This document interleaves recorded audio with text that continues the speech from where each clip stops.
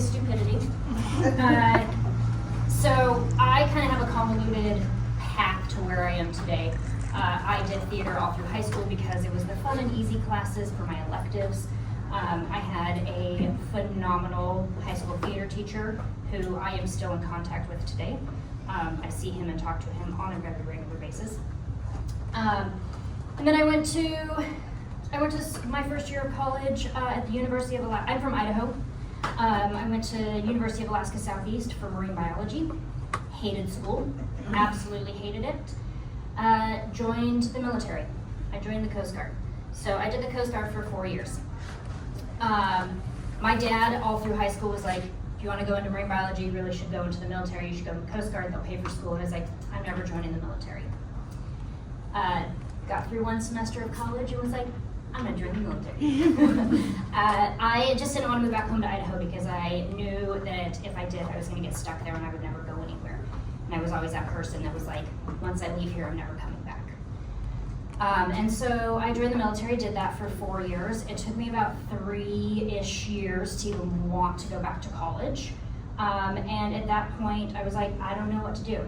Being in the Coast Guard, I met people that did oceanography and marine biology, and the job market wasn't great. I was looking at like 7 to 10 years of school just to get my postgraduate, PhD, any of that kind of stuff to even, before I could even think about getting an actual job in marine biology. And I was like, that sounds horrible. So I was like, well, what do I like doing? I said, well, I liked theater in high school. So I moved back home. I went to Boise State. I got my Bachelor of Arts in Theater with an emphasis in design. And through being at Boise State, I met people like me, people that come in and do shows because our theater is directly attached to, the Morrison Center is directly attached to the Music and Theater Department of Boise State. So we are literally the exact same building. So all I had to do was just walk down the hall, skip my classes, and go load in Broadway shows that were coming into town. And that's what I did. And so through that, I just met the connections that I needed. And when I was getting ready to graduate, I called them up and said, hey, I want a tour. 17 and a half years later, here I am. I started off with the bus and truck tours. So the one-nighters on a bus with 10 other people, going from city to city. Sometimes they had no idea where I was, 90% of the time. It's one of my favorite questions. Where'd you guys come from? And be like, where am I now? Because you basically load in a show, do a show, load out a show, get on a bus, drive, load in a show, do a show, load out a show, get on a bus, and you continue to do that. Sometimes you're there for a weekend, which is great. You actually might get to sleep in an actual hotel room and not in a bus. And I just worked my way up. Met the right people, was apparently good at my job, and now I'm on Hamilton. I have been on the Phillip Company, which is the one that's in town right now, for 7 years. We are getting ready to close in June, so there will only be one tour of Hamilton out come June. So we get 7.5 years of this show, and that's where I've been. That's kind of where I got my start. So I had the right professors in college that steered me into lighting. I never wanted to be an actor. That was never where I wanted to be, because I have acted once in my life, and that was my senior high school project, because I didn't have a choice. Every single senior had to be on stage for the senior show. And that every other show that I did in high school, I stage managed, I did lighting, I built sets, I did basically anything but put myself up on that stage. That's never where I wanted to be. In the Coast Guard, I was a diesel mechanic. I was a machinery technician. I can't even think of what it was. I was a machinery technician, so I worked on engines. I worked with my hands. That's always what I wanted to do. So when I rolled into college at Boise State, that's kind of what I did. I did the design classes because I had to do the design classes.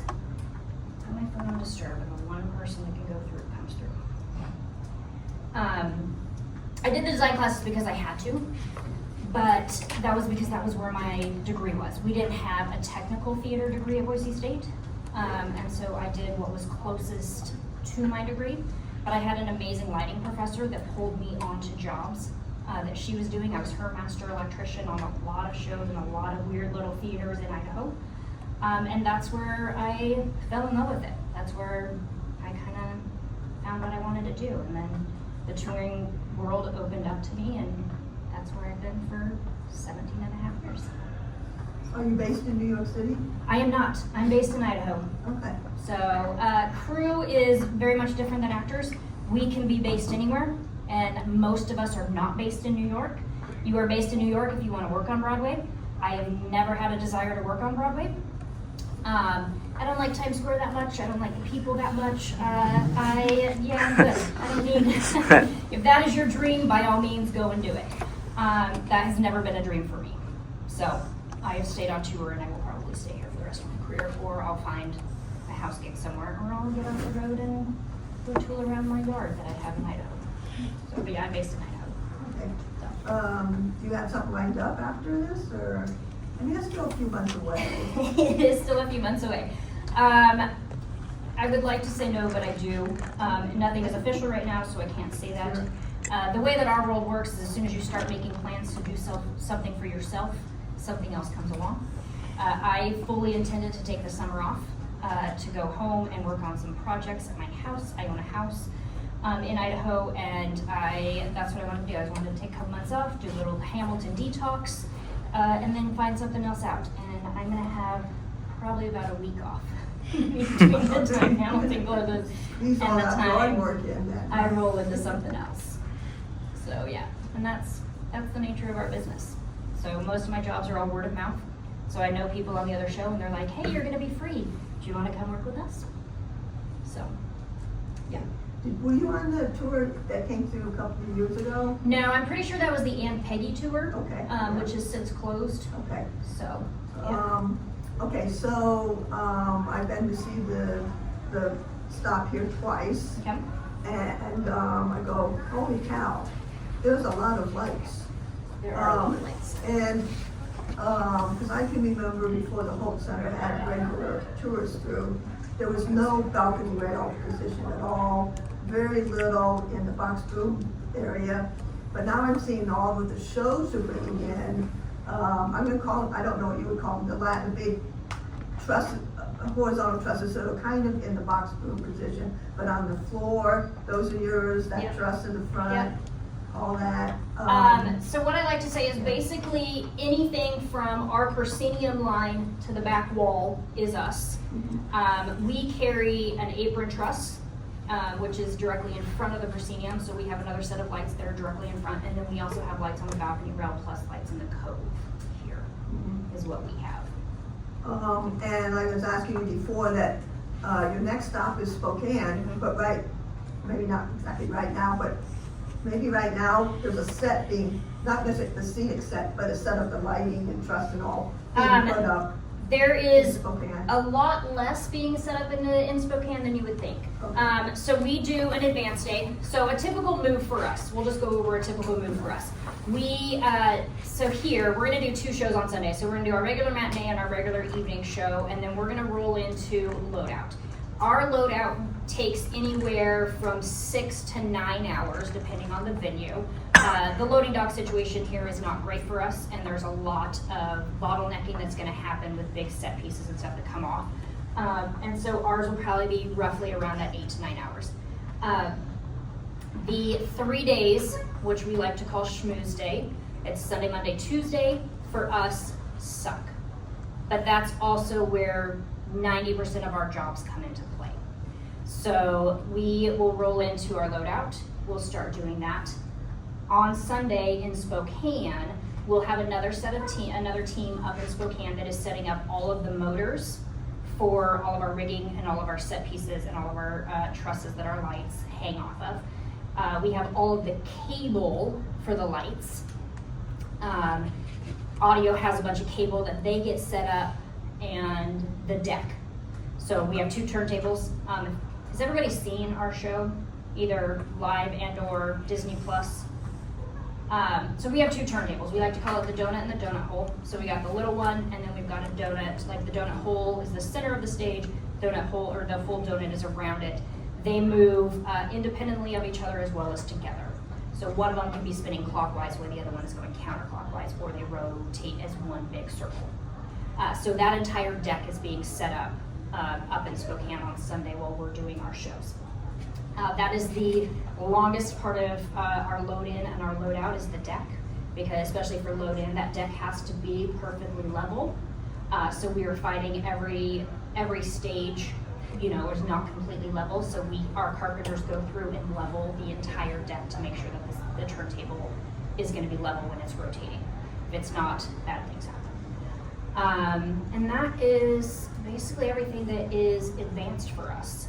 And our proscenium. Our proscenium is also advanced. And then lighting wise, all of our trusses, our front of house, so anything that's on our balcony row is advanced for us. Anything that's in box booms and or cove, which is all conventional fixtures, is all advanced for us. But everything overhead is on truss, and we carry that show to show with us. The big sound towers are show to show. The entire set is show to show, so that goes with us for every jump that we make. And then we have essentially we have 2 decks, 2 cable packages, 2 motor packages, and they just leave from each other. Yeah, but a lot less than you would think. Costumes, hair, all of that stuff, of course, all just travels with us. Show to show. So I was noticing like some of the different kinds of fixtures. The GPL, the GLPs. GLPs, the beautiful, huge fixtures up above the stage. They almost look like beam projectors. They do, yeah. But okay, my mom, are you using actual hard cans? We are. Wow. Indeed. Yeah. How many do we have? We have 4, 8. We have 14. We have 14 actual hard cans. It's becoming rather difficult for us because we can no longer get the lamps for those. Yeah. We were lucky. We were in St. Louis with the show about 1.5 years ago, and the head electrician from the Fox also was running a lighting shop, and he was trying to liquidate all of his stuff, so he had a bunch of par lamps, so we bought them from him. So we have our own personal stock of par lamps, but it is becoming very hard, and depending on how long Hamilton is out will depend on whether those get switched out. I believe Angelica is currently back open, so at one point in time we had 3 touring companies. So we have the Aunt Peggy Company, the Angelica Company, and the Phillip Company. Every single one of the Hamiltons, no matter where it is in the world, is named after a character because that distinguishes where it is and you know exactly which company you're talking about. You can't just say Hamilton and assume that there's 7 companies out there. You get 7 different options. So we, I think Angelica switched over. I know that they did a bunch of switches with their lighting package, and so I'm not 100% sure that they are carrying the hard cans anymore, but until we close, we'll still have our hard cans. What would you say of the fixtures you are touring, the percentage of LED versus incandescent? Oh, we are far more incandescent than we are LED. We are making some of those choices. So the way that our electrics are set up is we start with number 1 downstage, number 9 upstage. So there are 9 electrics overhead, and then we have the apron truss, front of house, that's different stuff. Our 9th electric used to be VL3500s.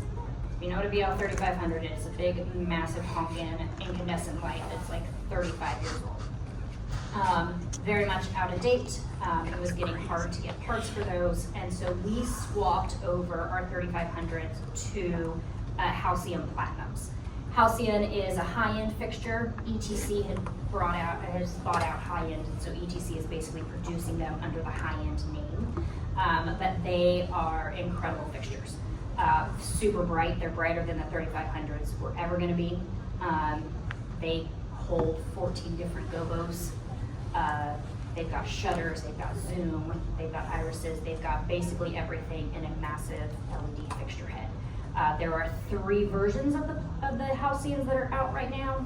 We just happen to have the biggest one at the Platinum, and we have 6 of those on the show right now. Overhead wise, we've got Vipers.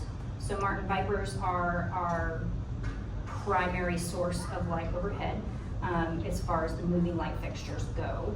We have 43 of them overhead, and then we've got the GLP impressions.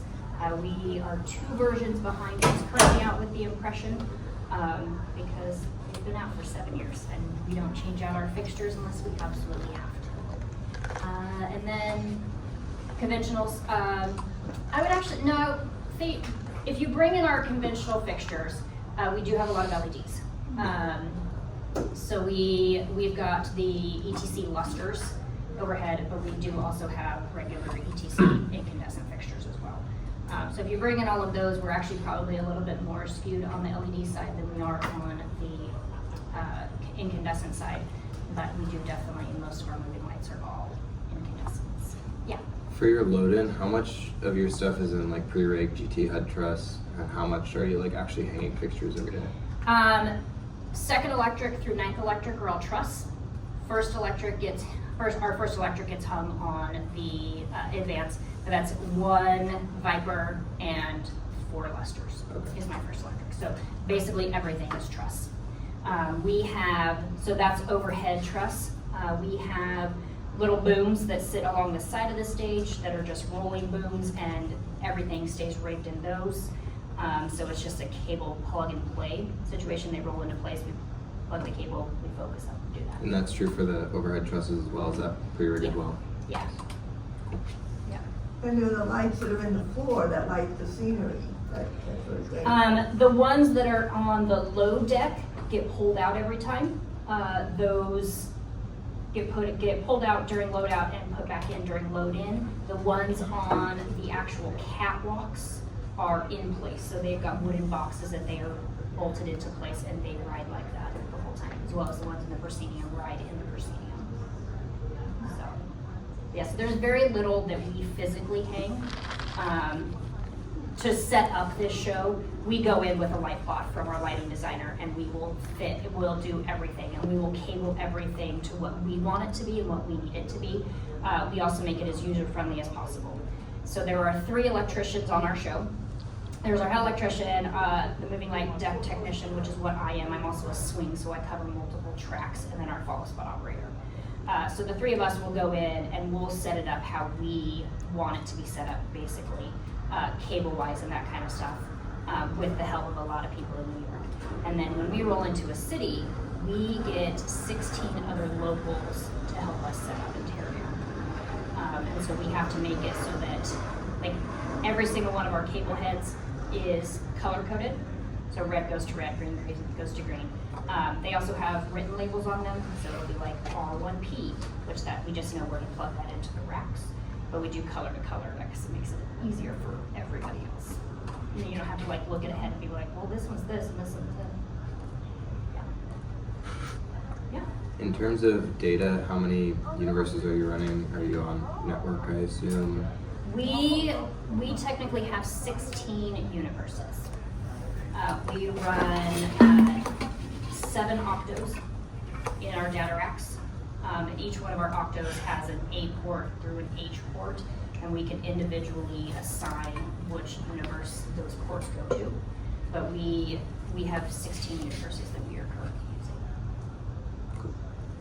Yeah. And I could tell by looking in the, even though it's shaded, that's it. I saw the EOS software on the monitor. Yeah. So, which version? So we run a 3 console redundant system. So our primary console is actually our Ion, which is backstage, and then we have a EOS TI out front, so a big console out front, as well as an RPU that runs as our backup. So our TI, our EOS TI, is basically just a client to our main and our backup. And so our biggest console is actually our least brand console. This is the proper way to say it. It's a client to everything else. So my head sits out front and runs the show, blah, blah. But if he has any issues, I can take control from backstage, and that's why we have it. Yeah. I was just gonna say, so you use all 3 every night? We do, yeah, Okay. they run in tandem with each other. We do it that way, and we have had issues where, we actually had a show in Salt Lake City where I got a call probably 2 minutes before the end of Act 1, and Briggs was like, I don't have control of the console. So I jump up, I run over to the Ion, and I was like, I also don't have control of the console. We had lost one of our data stacks, and it happened to be, really, we lost a data stack, is how it comes down to. And so none of our consoles were doing anything. And so that was fun. It just happened. So we run two data stacks, like 2 of our octos are in 2 different stacks, and they're run off of 2 different power supplies. And what had happened is we'd actually lost the power supply, which took out the rack, and it just happened to be the rack that our consoles were plugged into. So we didn't have data going to anything at that point. What did you do? We swapped power over to so each one of the way that our data rack is set up, you have gateways and you have your octos, and then you have a power supply down at the bottom. And so each stack has a separate power supply. Nothing draws enough power that we're gonna overpower anything if everything is ran off of one power supply. And so we just swapped power over to that power supply until we could get a backup power supply in. So we got it up. Luckily it was at intermission. It was 2 minutes at intermission, but it was rather amusing. Oh, okay, so you were in intermission, so. Oh, no, we were like 2 minutes before intermission, Okay, and so so you were when, stuck in a queue. yeah, we were definitely stuck in a queue. So that big blackout that you see at the end of Act 1 and everybody gets off stage, yeah, Didn't happen. there were no lights. Like, it just, everybody was standing there like, leave now, because it didn't go black. Yeah, so we had 18 minutes to figure it out, got everything swapped over, got everything running again. So, And everybody's heart rate went back to Yeah. near normal. yeah, it's always fun. So you're going, so many places and then so many points. How are you keeping quality control to make sure it does look correct? So we have a program that runs in tandem with our Q stack, our lighting Q stack that's in the console. It's called MLA, it's called Moving Light Assistant. And we have a picture that follows along with every single cue in the show. And so we've got one monitor that is just running MLA, and it will just go through the show, like scene by scene, as it's actually happening live on stage. And so that's a reference that we have all the time. It's also super helpful that I've been on the show for 7 years. I've stared at the show for 7 years. So I'm often the reference. I'm one of 7 original Philip company members that is still with the show from the very beginning. And so my head relies on me a lot. Like we roll into every single show, like in a new city, and we will focus every single light in the show, whether it's the conventionals or the moving lights or any of that kind of stuff. But we do have the moving light assistant that will show us where every single moving light needs to be in every single cue. So we can reference that and make sure that everything is correct. And then conventional focus, after a while, you just learn what it looks like and you just focus the conventionals. But that's kind of our system, is we have physical pictures that will show us where, and we reference it all the time. Like we have a resident director that travels with us, and she'll be like, I think this light is wrong. And we're like, no, because if you look at this little screen, it says it right here that it's correct. Your actor is wrong. So, yeah. But we have. We've got stage managers in here too, so you can describe to how you're working with the stage managers, both like before, during, and after performance. The stage managers do a lot of our conventional focus with us. So they typically will stand in a spot and we will focus on them, that kind of stuff. So they also know our conventional focus. During the show, our stage managers call every single one of our lighting cues.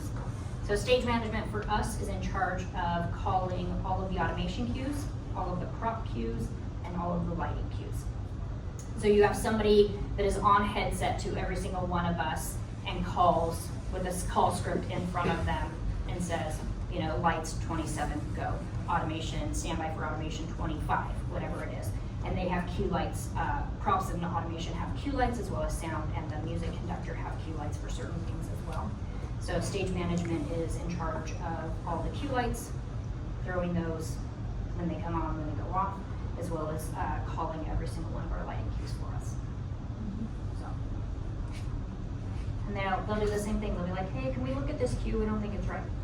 So they're also another backup as to checking on things to make sure that they're wrong. And then they would be the go-between if an actor was getting off a little bit, Yeah.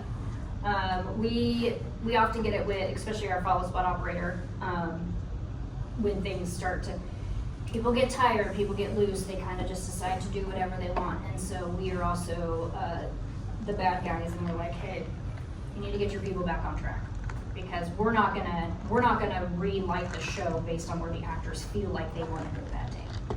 Our lights stay where they stay, and we don't change it. So, yeah, unless significant changes happen somewhere else, then we'll change it. Well, I noticed there's more than one follow spot, so you're using a local. There are 3. Okay. Yeah, so follow spot wise, we have one of us that calls the follow spots, and we have 2 locals that can get brought in for the entire run of the show. So we have one person that sits there and talks for 3 hours and tells 2 other people their cues, as well as running their own follow spot. I like to call it the best form of ADD, because you are not only watching what you are doing, you're also watching what 2 other people are doing, as well as telling them exactly what they are doing. So you kind of have to look at everything. There are 2 of us on the show that know the follow spot call. I am one of them, and Kim is our other one. So, and we have that system. So one, Kim doesn't have to do it all the time because it's a lot. It's a very, very busy follow spot show. It's not necessarily a hard one, but it is a very busy one. You have to pay attention for 3 hours, and that's hard for people. So your attention span is not used to being there for 3 hours and listening to somebody talk to you, constantly telling you what to do for 3 hours straight. And that's what you have to do for the show. So, yeah. Getting back to your schedule, so you're gonna have 2 shows on Sunday, go out, go to Spokane, load in, do a show. When do you get your time off? We don't. Mondays, sometimes. Mondays when we don't move the show or our days off. But yeah, so moving a show, we'll start in Spokane at 4 o'clock on Monday, and we'll work from 4 to midnight. And then we'll roll in on Tuesday morning at 8 a.m. and we'll go 8 a.m. till show ready. We have to be done basically at 5 because it's a 7:30 show, so our callback time is 6. 5 o'clock is also when the actors come in and they do a sound check on stage with all of our sound people. So they'll run through each individual principal will do scenes from, or like lines from different songs from their specific repertoire. And then we'll do big group numbers with everybody in the band as well. So we have to be done at 5, so we can come back at 6 to do a show on Tuesday. And that's kind of our turnaround. But yeah, days off, as long as we don't have a rehearsal or a work call, we have most of our days free. Like today, I don't have to be into work until 6:30 because we have an 8 o'clock show. So I have most of today free, but Mondays are our true days off when we don't do it. So in Spokane, we'll have our second Monday off. Right now, we're in a 2-week sit-down situation, so we're only in cities for 2 weeks at a time, so every 2 weeks, we'll get a full day off. That's a lot. We work a lot. Yeah.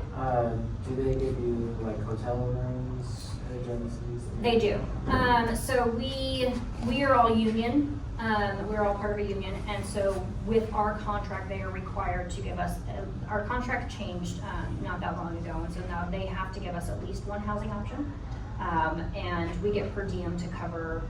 The producers pay for our housing if we stay in company housing, company provided housing.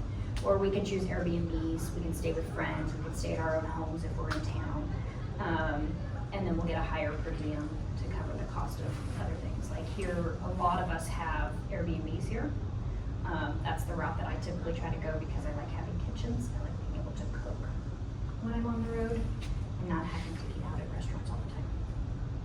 So, yeah. What union are you part of? IATSE. Are the actors all equity? The actors are all equity. Okay. Yeah. Some of the shows coming through here are not equity. That is probably true. Some of the smaller shows, that is true. Yeah, I think most shows coming through now are all IATSE representation, but not all equity representation. We are two separate unions. We do kind of jointly go together on some things for better or worse, kind of like marriage. And yeah, sometimes it's great, sometimes it's not at all. But yeah, we crew-wise, we're all IATSE. Can anybody bring their pets?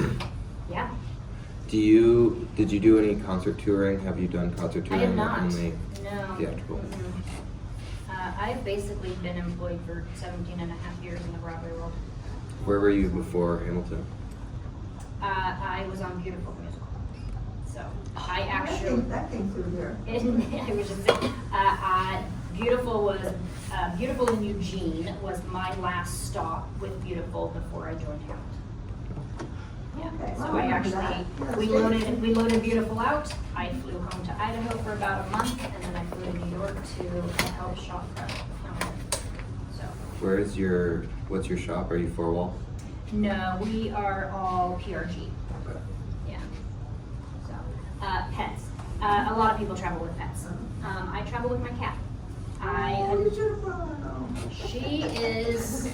She doesn't like anyone. Does she like you? She does like me on certain occasions, but she travels amazingly. I actually adopted her in Grand Rapids, Michigan. I was on a show, and we had a local wardrobe person that also volunteered at a shelter, and she asked if they could bring some cats in during a Saturday in between shows, and everybody agreed to it, and I ended up with Luna. She's black, she's fully black, she's a raging a-hole, but she is an amazing traveler. I also drive the tour, because it's easier for us. So I chuck her in the back of the car with her litter box, and she curls up and does her thing. She also flies very well. You can fly with her. She just hangs out in her carrier the entire time. Most people have no idea that I have her with me. So, but I have a lot of people, actors primarily travel with dogs. If you have a partner on tour, it's a lot easier to travel with a dog when you're a crew member. Cats are super easy. There are times where I have literally walked into a hotel room, set her up with her food in her litter box, closed the door, and walked out and gone to load in. So I literally just chuck her in a room and call it good. So yeah. How many trucks, buses do you tour with? We right now have 13. I believe it's 13. We cut down 2 trucks about a little over a year ago. And so we are at 13. So we travel we're at 14. So we travel 11 show to show and 3 advance. Okay. And that's just semis, or is Mhm. Yeah, that's 3 semis. The only time that we travel with a bus is if the jump is short enough. Oh, okay. We don't continually have a bus with us for the crew, so almost everybody is flying, everybody but that doesn't drive. A lot of the actors drive, because they don't have to be in the next city until Tuesday, so they have all day Monday to get to wherever they're going.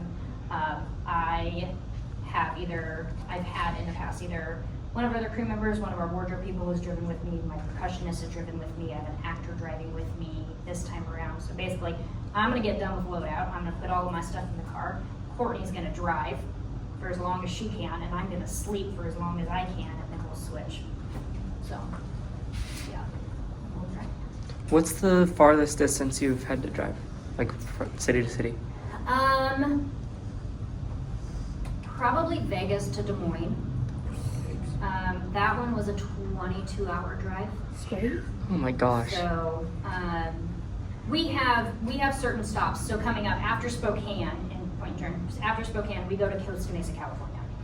And so we don't have a show on Tuesday, so we'll have a show on Wednesday. So we have a Monday travel day. We'll start load in on Tuesday. We'll do load in Tuesday, Wednesday. We'll do our first show on Wednesday.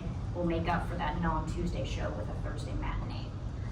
And so I've got a longer time to get to Costa Mesa, which basically I have a friend that's flying up to Spokane. She's driving, I'm driving. We're both driving down to Idaho. So I'm gonna pit stop at home for a couple of hours and sleep. And then I will pick up my boyfriend in Idaho and he will drive down to Costa Mesa with me. Have there been times that you've missed the Tuesday Nope. because of, it's wood, but no. No, I've never had him as a load-in. It was, Spokane was gonna be one of those touchy ones because I didn't have a backup plan. My percussionist is out on medical leave right now, and she's normally the one that has been driving with me. So I was like, well, I don't know what I'm gonna do. We lucked out in a situation where we also have vacation cover, so anytime we take time off, because we can take time off, we have people that know our jobs that can come in. One of our guys that has covered for me in the past lives in Spokane. So I basically told Briggs, who is my head electrician, I said, you need to get a hold of Nate, and you need to have Nate on standby on the off chance that I don't make that 7-hour drive. So, whether Nate was like, well, I don't know if I'm gonna work as a local, and I said, I don't care if you're working as a local or not. I was like, you're gonna be loading in the dimmer racks if I don't make it. It's like, you're gonna be doing my track whether you're a local or working for us that day. But then one of our actors was able to, she was like, yeah, she's out until you drive with you. So, I would be good to go. Awesome. Yeah. How horrendous is the sleep schedule situation? God, that it doesn't exist. You sleep when you can. He says schmooze day is always the worst for us. And you sleep when you can. Some of us, we will forego eating dinner to take an hour-long nap in between. Like, we get an hour for lunch, we'll get an hour for dinner, that kind of stuff on long days. And some of us will bring food and like shove it whenever we can, and we'll sleep for an hour. Obviously, it's rough. It's not great. All of our sleep schedules are very messed up. We are mostly all night owls. Very few of us get up early mornings to do anything. But on a normal show week, we don't have to be to work till 6. And so we'll work from 6 to 10:30, and then we're off. But most of us will be up until like 2, 3 o'clock in the morning, and then we sleep until whenever. And we just kind of roll into the show at 6. So it's hard. You get used to it as much as it sucks, but it's never good, especially on the weekend. Yep. How was the pay, if you don't mind me asking? The pay is one of the only reasons I still do this job. I have been on the I'm getting off the road track for a very long time now. I see it every single time. Clearly, I said I was going to stop doing Hamilton and take some time off, and I'm going to go to a job a week later. The pay is great, but with our pay comes obvious downsides. You give up a lot of your personal life to do this. You miss big family things. You are very rarely around for birthdays. You're very rarely around for Thanksgiving, for Christmas, for any of that kind of stuff. So with the pay and that type of, with our pay comes the obvious downsides. So just keep that in mind if this is something that you want to do. It is not for everybody. Some people do it for a year and absolutely hate it and never do it again. Some of us do it for many, many years again. So the pay and the health insurance are two of the primary reasons that I still do this. I hate traveling anymore. I love travel. I want to travel where I want to go, not where my schedule dictates. But my paycheck allows me to do that. In 2023, I took 9 weeks off, and I did a 9-week leave of absence. Nate came in and covered that 9-week leave of absence. That's why I know that he can do my job in Spokane if I don't show up on time. But I went to Nepal, and I hiked for 5 weeks in Nepal. And so me choosing to do this also gives me the money to do those kinds of things that I do like to do when I can't do them. So. I know you're not based in New York, but did you ever meet Hal Binkley? I did. Yeah. I've met Hal a couple of times. I've worked on a couple of his shows. The last time I saw him was when we started this show in Seattle in 2018. He came out for 3 days, just to make sure everything was good and it was okay. So, we actually, on the very back of our set, so the up center hole that goes all the way upstage, on one side of the back wall, we actually have a lighted memorial to Hal. Every single one of the Hamiltons currently has some sort of lighted memorial or some sort of memorial to Hal on their set. Hal was our lighting designer. He passed away in 2020, non-COVID related, for sake of it these times. And one of his good friends took one of his primary gobo designs and put pictures of Hal within that gobo. And that is what we have on the back of our stage. And so it's got a nice wooden frame, it stays there, we plug it in and unplug it for every load in and load out. And it sits back there, and it's just our way of our homage to Hal. Well, it's a beautiful design. It's a gorgeous design. This is, it's funny because up until I started working on Hamilton, I always said if you don't notice the lighting, then you're doing your job correctly. This show is the complete opposite. If you don't notice the design of this lighting, we have not done our job at all. The actors will say it as well. The lighting in this show is a character in itself. It tells its own story, which is such a phenomenal thing to be a part of, especially for so long. But it's definitely, yeah, it's gorgeous, and it's its own little character up there. on Yeah, I the think stage. one of the many examples is the last battle of the war, and people go nuts at the end, and I don't know if they realize it's the lighting that all this, of course the choreography is great, Yeah. but it's the lighting that's really giving you the emotional Yeah. response. My one word of advice for any show that you go see, sit in the balcony, sit in the mezzanine. Don't sit in the orchestra level. If you want to see faces of actors, sit in the orchestra level. If you want to see lighting and you want to see what people do, sit up high. Look down on the stage. Designers will put designs on the ground that no one ever sees when you're looking at it like this. You have to look at it like this. And Hamilton is one of those shows. There is so much happening on the stage floor itself that you will never see it if you're just like this. Never see it. So, Just the King George scenes. yes and no. Sometimes, I mean, when you're orchestra flat level, sometimes. No, like, that's what I mean, that if you go Yeah. to just see those. you Oh, say, yeah. Oh my Yeah, God. for Because sure. The other the stage manager of the other company, told me that the design based on the jewels in Mhm. the crowd. Yeah. It's like, oh my God. Yeah, there's so many, Hal put so many little nuances into this show that it's crazy. One of my favorite lighting cues is something that no one will ever notice except for unless you stare at the stage. And it's a follow cue, and it's when Ham and Burr during Act 2 are writing their letters back and forth.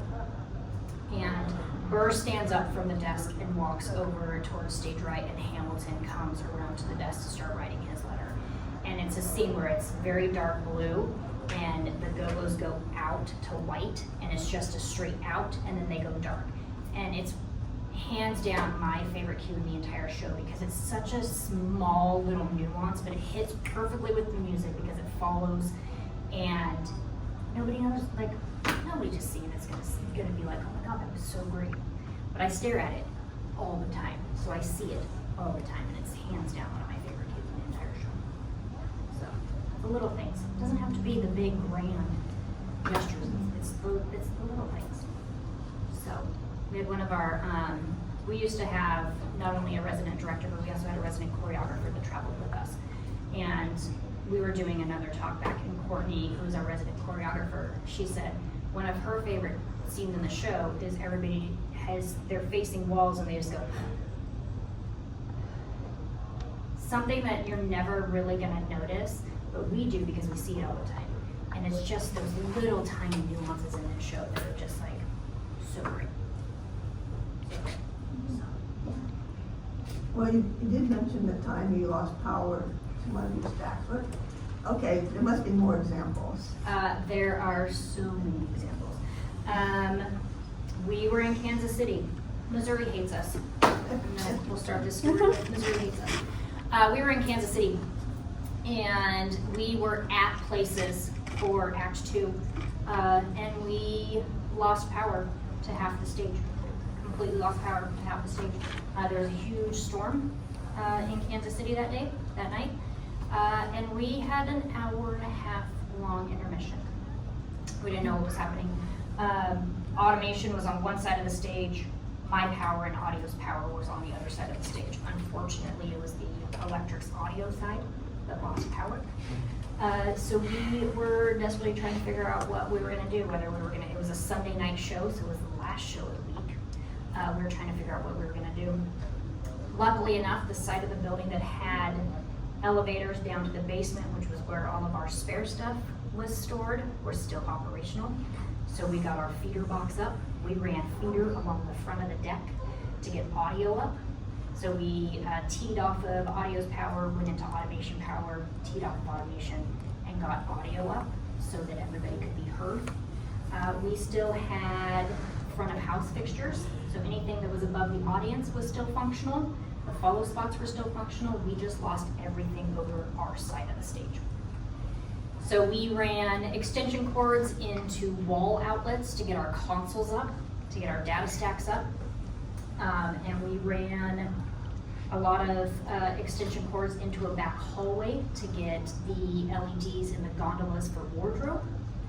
And we did a show. We did an act 2 with 3 follow spots, 24 front of house conventional fixtures, and 6 on the balcony room.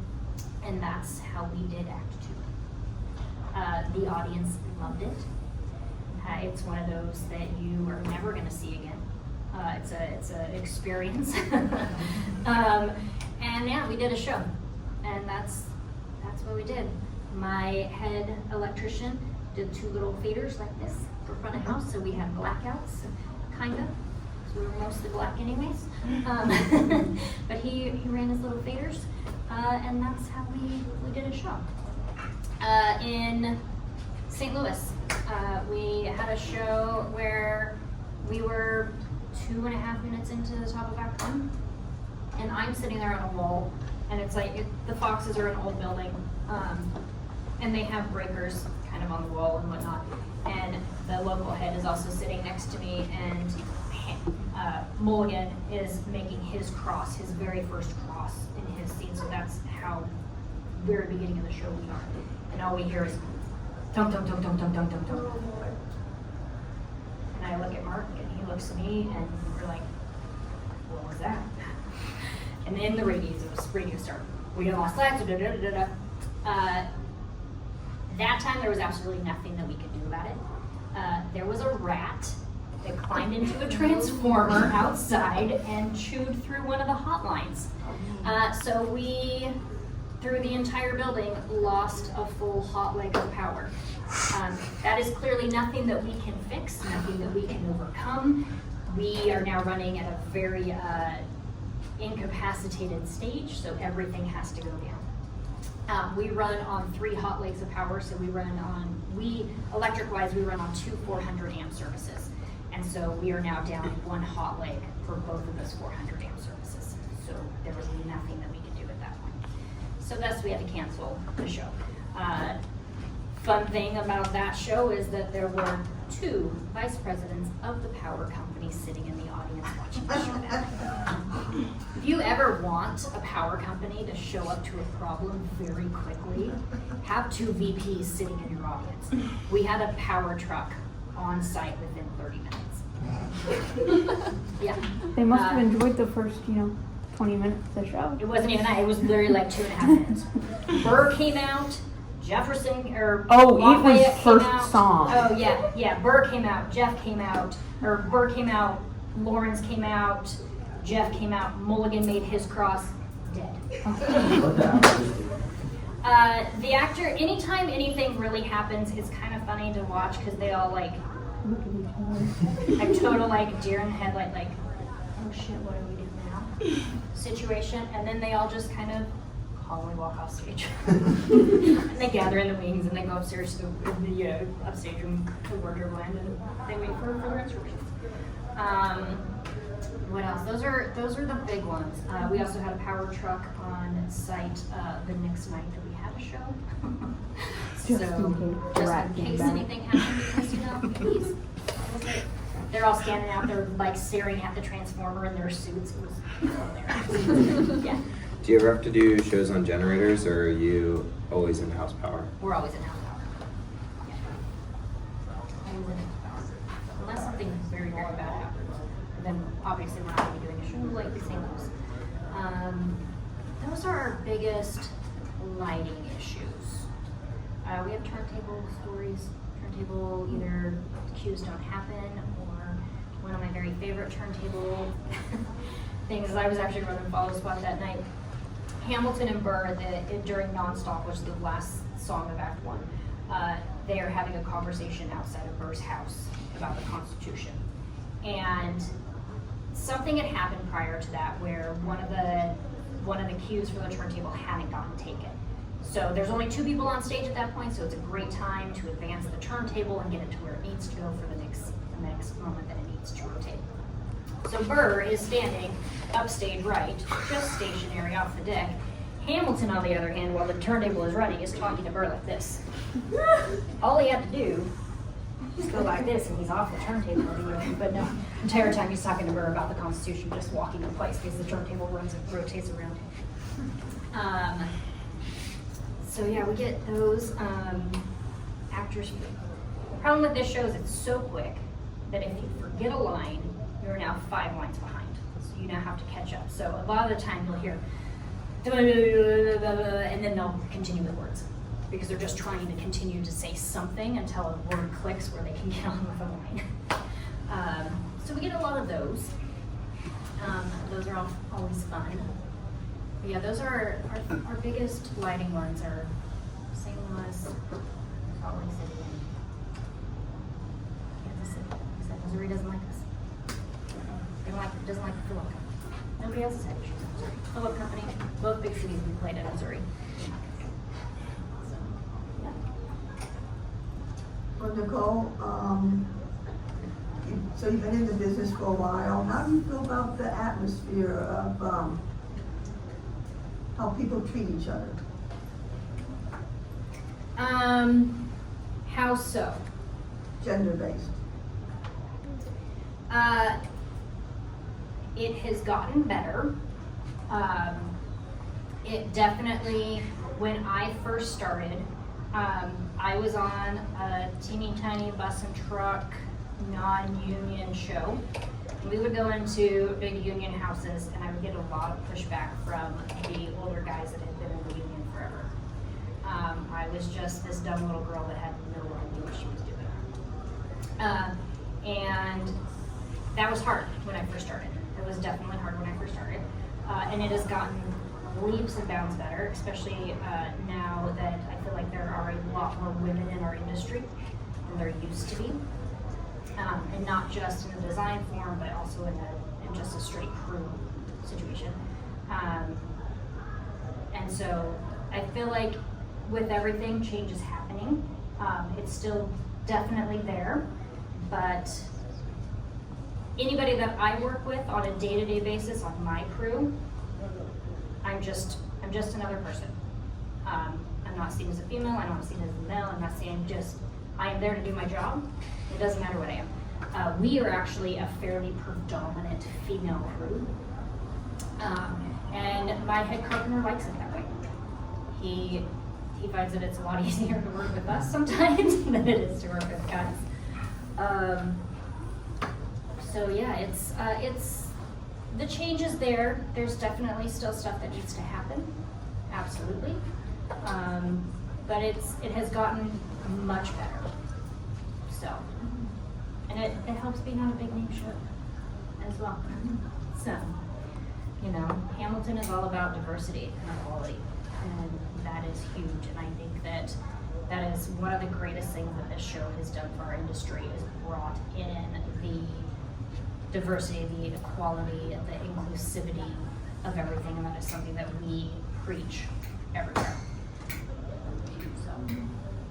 So when you got to Eugene, did you know about the actor that plays Lafayette? Seven, yeah. Yeah.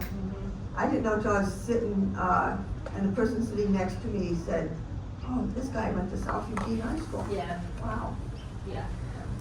We've had we have a few stops like that people are from or went to college there or have worked in regional theaters there, and so they kind of are known.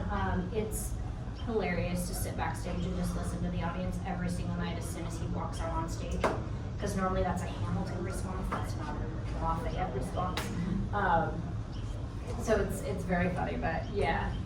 So I've also, I've done a couple of talkbacks with Simon, so I kind of knew a little bit of his background as well. So yeah. So we got a wide range of students here. What kind of advice would you give folks? No, not specifically just for lighting, but just wanting a career in the theater, let's say. Do everything that you can. Get involved in every realm that you can. Do community theaters, go volunteer at community theaters, get involved in the local union that is here. Even if it's just pushing boxes, still getting your hand involved in this. Try different things. Don't just stay with lighting, don't just stay with stage management, don't just stay with whatever. I did wardrobe all through college as well. That is basically how I got paid through college, was doing wardrobe.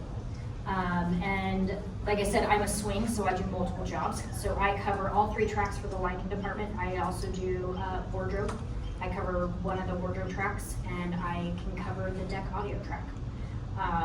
So I cover multiple tracks. I've also ran our automation track. I ran our deck carpentry track. The only 2 tracks that I haven't done, 3 tracks, are hair and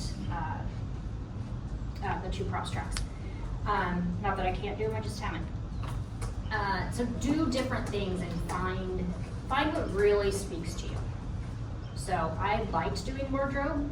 Do I want to do it on a professional level? Absolutely not. Will I sub in on our wardrobe team once every 5 weeks when somebody takes a day off? Yeah, I sure will. But I also got pulled into wardrobe because my head carpenter and I went to college together, and so he knows what I can do. Don't work with your friends. It's bad. No, I joke. That's work with your friends. It's great. But yeah, get involved in anything that you can. Even if it's like setting up some sort of little festival in the park, or I don't know what kind of theaters you guys have here, but if you have community theaters, go and volunteer there. Go reach out to your high schools and see if they need help setting up any of their shows. Just get involved as much as you can and try as many things as you can until you find that one thing that actually really speaks to you. Do you have like a personal checklist of all the cities you've been in? Oh my gosh. Okay, here's another one, without naming names. So there are ones that you say, oh my God, I don't want to go back there, that crew was. Texas. Oh. I'm not a huge fan of Texas. Wilmington, Delaware. I'm not a big fan of Wilmington, Delaware. Being on tour, you will typically hit the same cities over and over again. And so there are definitely ones that you're like, God, I hate this. And there's other cities that are great, I absolutely love going to. A lot of my first couple of tours were all what is called bus and truck tours, so those are the ones, where you're one night or split weeks, that kind of thing. It's a lot of the smaller cities that I don't ever care to see again, and thankfully, being on a bigger show, I don't have to see those cities again. But there's also big cities like Syracuse, New York. I don't ever need to go back to Syracuse, New York. We had a horrible time on this show in Syracuse. It was not great. We had a blizzard on stage left during loadout in Syracuse. The loading dock is the dock door is literally directly up stage left, and it happened to be a massive snowstorm, and so there was snow all over stage left. Syracuse just wasn't great. Yeah, those are like the big ones. And Texas is just Texas. There's not like a Austin I like. I kind of like Austin sometimes. And it's weird. Cities can change.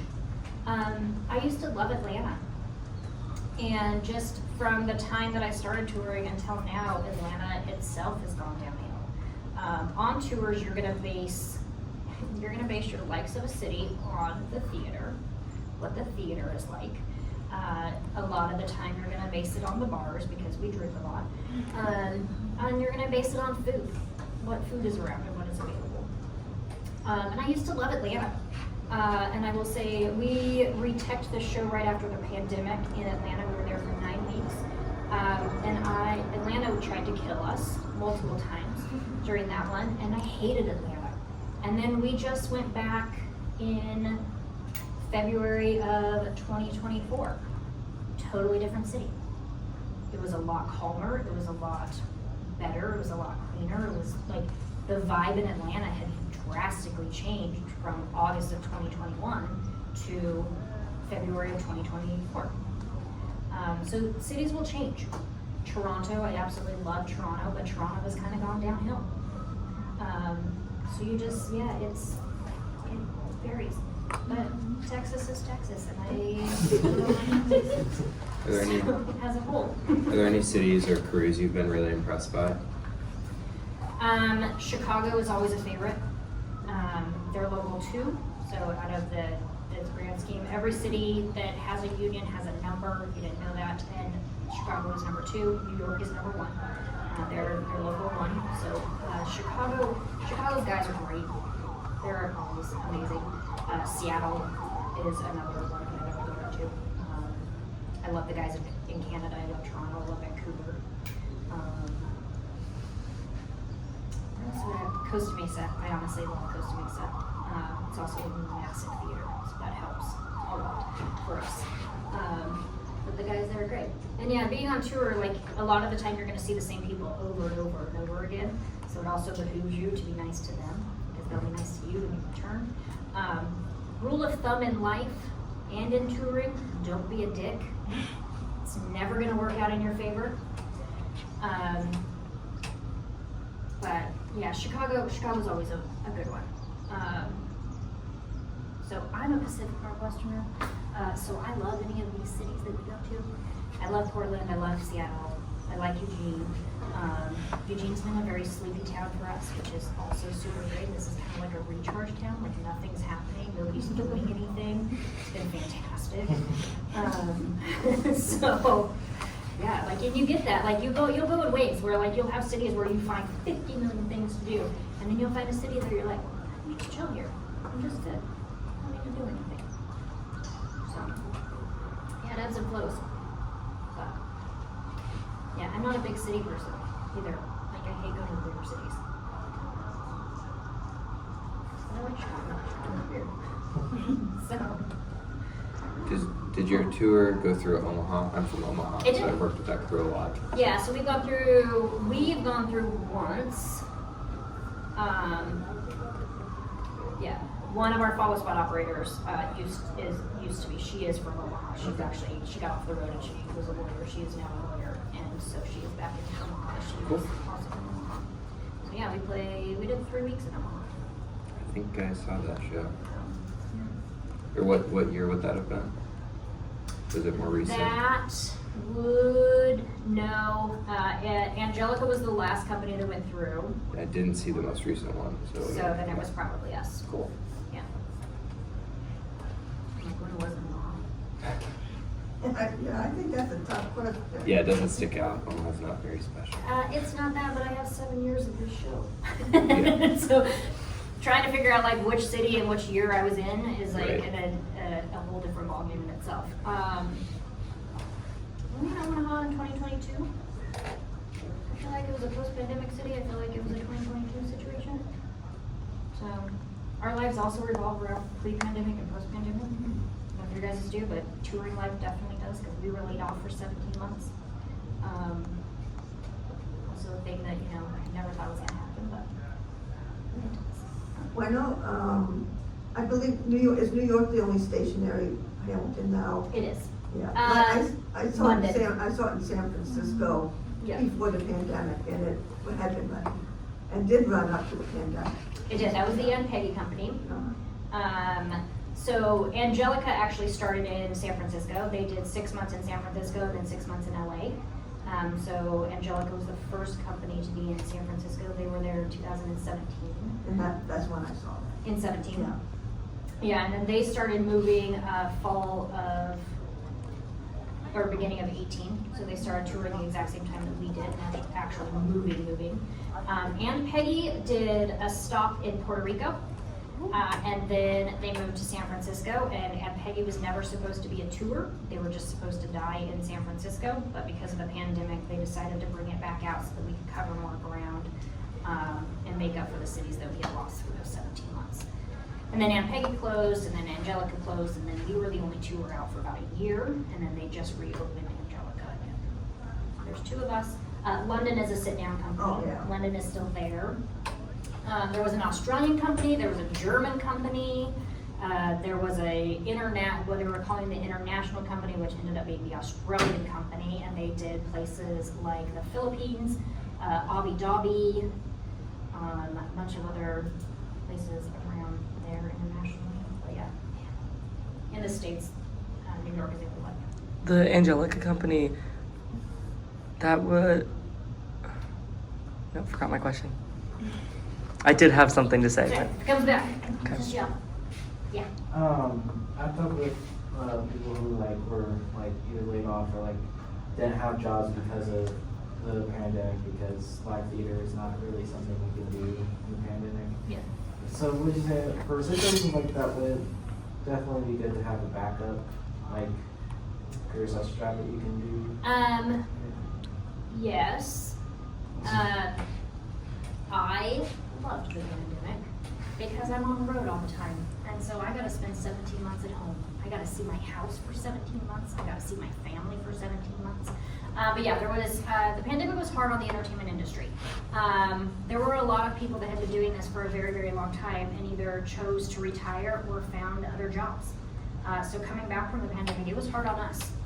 And it was hard touring because we had lost a lot of the people that we relied on in other cities that knew what they were doing. And so it's been a very big learning curve for us and for them. It also kind of worked in our favor because a lot of the people that we work with that are starting to get a lot older that needed to retire, they just don't, like a lot of them chose to retire. And so we got a lot of younger people into the industry because of the pandemic, and I think that was phenomenal. It's always good to have a backup. You can get burnt out whether you have a pandemic or anything else. So if you have something else, pursue that along with this. There's absolutely nothing wrong having multiple interests. So, yeah. Once the cast came back after pandemic, was it a whole new cast or? We lost one person. Oh, okay. Our Peggy Mariah was the only person that didn't return to us. Yeah. Wow. And that's only because she ended up finding the love of her life in New York City and didn't want to leave. So yeah, she started dating somebody during the pandemic and made the choice not to come back out on the road. It's the only reason that she didn't come back out with us. So Hamilton-wise, there wasn't a lot of turnover after the pandemic. We kept our entire crew. Like I said, we lost all but one actor. There was a couple of shifts in people, but for the most part, no, we didn't lose anybody.